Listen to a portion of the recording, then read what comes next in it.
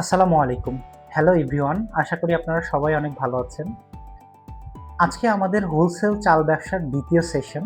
১ম সেশনে আমরা দেখেছি যে এই ব্যবসার বাংলাদেশের ডিমান্ড কেমন এবং বাংলাদেশে এটার মার্কেট সাইজ কেমন এবং আপনি যে এলাকাতে বা যে এরিয়াতে আপনি বিজনেস করতে চাচ্ছেন, হোল মার্কেট সাইজের কত অংশ আপনি কভার করতে পারবেন এবং আপনার যে এলাকাতে আপনি বিজনেস করছেন সেটার মার্কেট সাইজ কেমন এবং সেটার কত অংশ আপনি কভার করতে পারবেন। আজকে আমরা জানবো যে আপনি এই যে ১০ লাখ টাকা ইনভেস্ট করবেন আপনার এই বিজনেসে, ১০ লাখ টাকা ইনভেস্ট করলে আপনার মাসিক কত টাকা নিট প্রফিট আসতে পারে। তো আমি শুরুতেই কিন্তু বলেছি এই বিজনেসের প্রফিট মার্জিন হচ্ছে অন্য বিজনেসের তুলনায় একটু কম। So profit margin slow, but product সেলের পরিমাণটা যদি বলি তাহলে সেটা অনেক হাই। আমি যদি ১০ লাখ টাকা ইনভেস্ট করি তাহলে প্রতি মাসে আমি ৩১,৬০০ টাকা আমি নিট প্রফিট পেতে পারি। এটা একটা আইডিয়া, নির্ভর হচ্ছে স্ট্যাটিস্টিক রিপোর্ট আপনাকে দিয়েছি, বাট ওভারঅল এরকম কাছাকাছি। আপনি যদি কোনো স্পেশাল টিক্স অ্যাপ্লাই করেন সেই ক্ষেত্রে আপনার এই নিট মার্জিনটা আরও বাড়তে পারে। অ্যান্ড দেন আপনি যদি কারো কাছ থেকে ইনভেস্টমেন্ট নেন, তো ইনভেস্টররা সবসময় রিটার্ন অফ ইনভেস্টমেন্ট মানে আরওআইটা জানতে চায়। ১৪ থেকে ১৬ অথবা ২ বছরের মধ্যে আপনি কত টাকা তাকে রিটার্ন দিতে পারবেন। ৪ বছরের মধ্যে সে ১০ লাখ টাকা ইনভেস্ট করে কত টাকা রিটার্ন পাবে। সো আপনি তাকে একটা আইডিয়া দিতে পারতেছেন যে ২ বছরের মধ্যে অলমোস্ট ৩.৫ লাখ টাকার মতো আপনি তাকে রিটার্ন দিতে পারবেন। সো এখানে আমি স্কোর দিচ্ছি হচ্ছে ৭-১০ এর মধ্যে।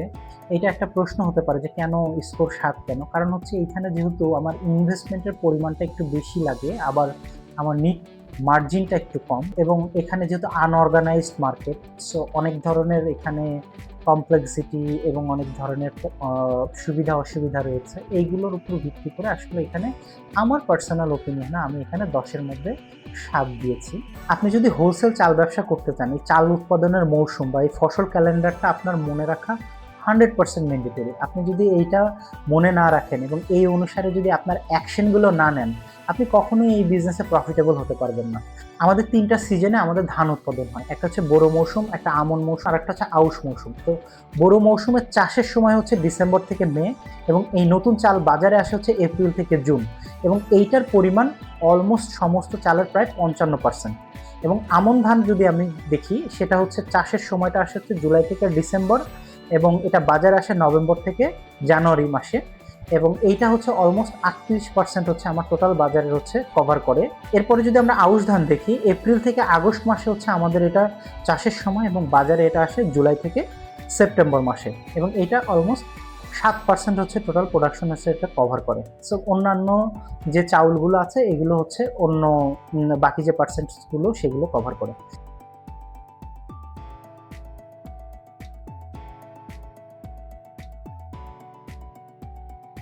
যখন নতুন চাউল বাজারে আসছে তখন আপনাকে চাউল কিনতে হবে এবং তার পূর্বেই সেই চাউলগুলো বিক্রি আপনাকে শেষ করে ফেলতে হবে। অর্থাৎ আপনার যদি কিছু চাউল থেকেও যায়, নতুন চাউল আসার আগাগ দিয়ে সেগুলো একটু লসে হলেও আপনাকে বিক্রি করে ফেলতে হবে, অর্থাৎ আপনার স্টক আউট করে ফেলতে হবে। নতুন চাউল দিয়ে আপনার স্টক আবার ইন করাইতে হবে।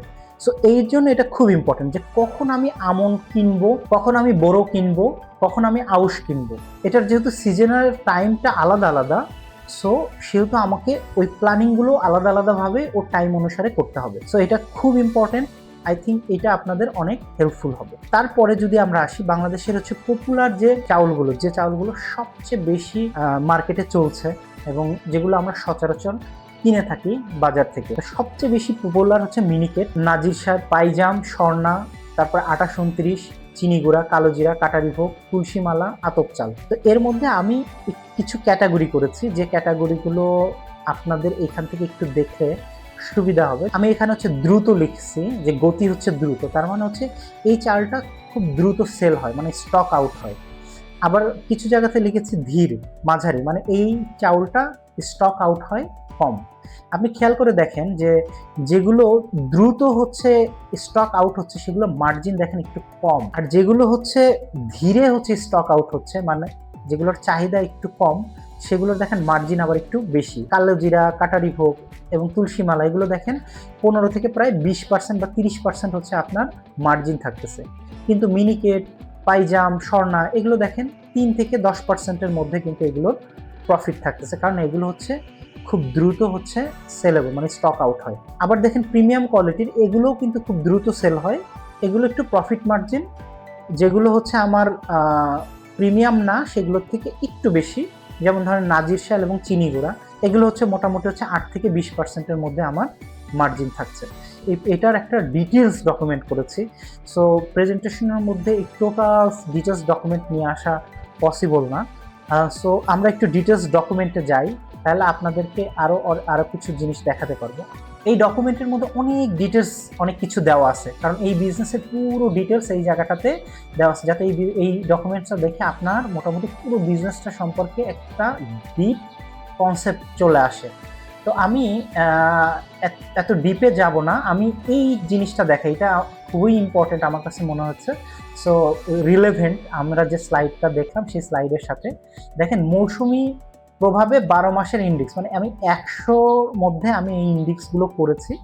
সো এখানে আমার জানুয়ারি মাসে হচ্ছে এটার চাহিদা কেমন, ফেব্রুয়ারি মাসের চাহিদা কেমন, মার্চ মাসের চাহিদা কেমন, চাউলের চাহিদা, এবং কোন কোন কারণে এটার চাহিদা কম বেশি সেগুলো আমি কিন্তু এখানে উল্লেখ করে দিচ্ছি। যেমন ধরেন জানুয়ারি মাসে আমি ইন্ডেক্স 110 দিয়েছি 100-র মধ্যে। কেন? কারণ এখানে শীত, পিঠা মৌসুম, চিনি গুঁড়া, আতপ চালের এখানে চাহিদা অনেক বেশি। ফেব্রুয়ারি মাসে দেখেন 100 থেকে কিন্তু কমাই দিয়ে আসছে ইন্ডেক্স। কেন? কারণ বোরো ধান কাটার অপেক্ষা, কেনা বেচা একটু ভিড়, কারণ কিছুদিন পরে আর একটা নতুন ধান উঠবে। মার্চ মাসে দেখেন আরও কমাই দিচ্ছি। কেন? এই সময় হচ্ছে নতুন ধান মার্কেটে আসা শুরু করবে, তো দাম একটু পড়ে যাবে, সেজন্য কিন্তু এই জায়গাটাতে এটার চাহিদা কিন্তু একটু কম। দেখেন এপ্রিল এবং মে মাসে এটা দেখেন ইন্ডেক্স সর্বনিম্ন, কারণ এই সময়ে হচ্ছে স্টক কেনার আদর্শ সময়, কারণ এই সময়ে মানে যেহেতু নতুন চাল আসছে এবং চালের দামটা অনেক কম থাকে, এবং যার জন্য এইখানে আপনার ব্যবসার জন্য এটার মানে আমি যদি চাহিদার ইন্ডেক্স করি তাহলে এটা কিন্তু 85%। এবং জুন জুলাই দেখেন এটা কিন্তু আবার পিক, মানে উপরে বাড়তেছে। সো এখানে বড় শেষ, আমন বপন বা মাঝারি চাহিদা এখানে আসবে। আবার দেখেন আগস্ট মাসে 105%। সো এখানে কি ঈদুল আজহার আগে বিরিয়ানি পোলা এগুলো হচ্ছে, মানে ঈদের আগে আগে যেহেতু এটা বিরিয়ানি পোলার এটার জন্য চাহিদা থাকে।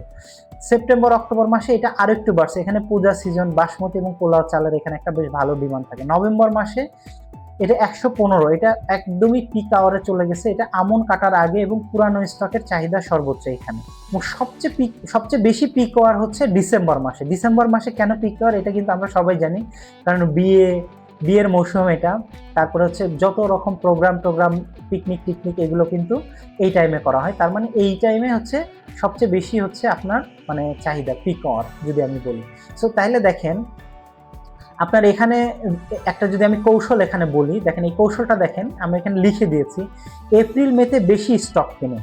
এপ্রিল মেতে কেন বেশি স্টক কিনবেন? কারণ দেখেন এই যে এপ্রিল মেতে আপনার 85%, আপনার ইন্ডেক্স কিন্তু 85%। সো আপনার যখন ইন্ডেক্স যত কম থাকবে সেই সময় কিন্তু আপনার চালের দাম সর্বনিম্ন থাকবে, এবং চালের দাম যখন সর্বনিম্ন থাকবে তখন আপনি চাল কী করবেন? স্টক করবেন, এবং নভেম্বর ডিসেম্বর মাসে বিক্রি করুন বেশি দামে। অর্থাৎ নভেম্বর ডিসেম্বর মাসে আমি যে যখন দাম কম ছিল তখন আমি চাউল কিনে যেটা স্টক করছি, এবং নভেম্বর ডিসেম্বরে আমি সেই চালগুলো পিক টাইমে আমি বিক্রি করে বেনিফিটেড হব। সো এই ইন্ডেক্সিংটা কিন্তু খুব ইম্পর্টেন্ট এই মাস অনুসারে। সো এইটা আপনাদের ওই যে মৌসুমের সাথে এইটা যদি আপনি মনে রাখেন তাহলে কিন্তু আপনার বিজনেসের জন্য হেল্পফুল হবে। ধন্যবাদ আপনাদের সবাইকে। আজকের সেশন এতটুকুই ছিল। এই সেশনগুলো দেখে যদি সত্যি আপনারা উপকৃত হন তাহলে আমার এই চ্যানেলটি সাবস্ক্রাইব করুন। হোলসেল চাল ব্যবসা করতে গিয়ে যদি আপনার মনে হয় এই পিপিটি এবং ডিটেলস ডকুমেন্টটি আপনার প্রয়োজন, ডিসক্রিপশন বক্সে আমি একটি গুগল ফর্মের লিঙ্ক দিয়েছি, সেই লিঙ্কটি পূরণ করুন এবং এই রিসোর্স ফাইলটি আপনার সংগ্রহে রাখুন। আর আপনি যদি একজন হোলসেল চাল ব্যবসায়ী হয়ে থাকেন এবং আপনার ব্যবসা পরিচালনার জন্য একটা প্রপার সলিউশন খুঁজছেন তাহলে আমার সাথে কমিউনিকেট করতে পারেন। ধন্যবাদ।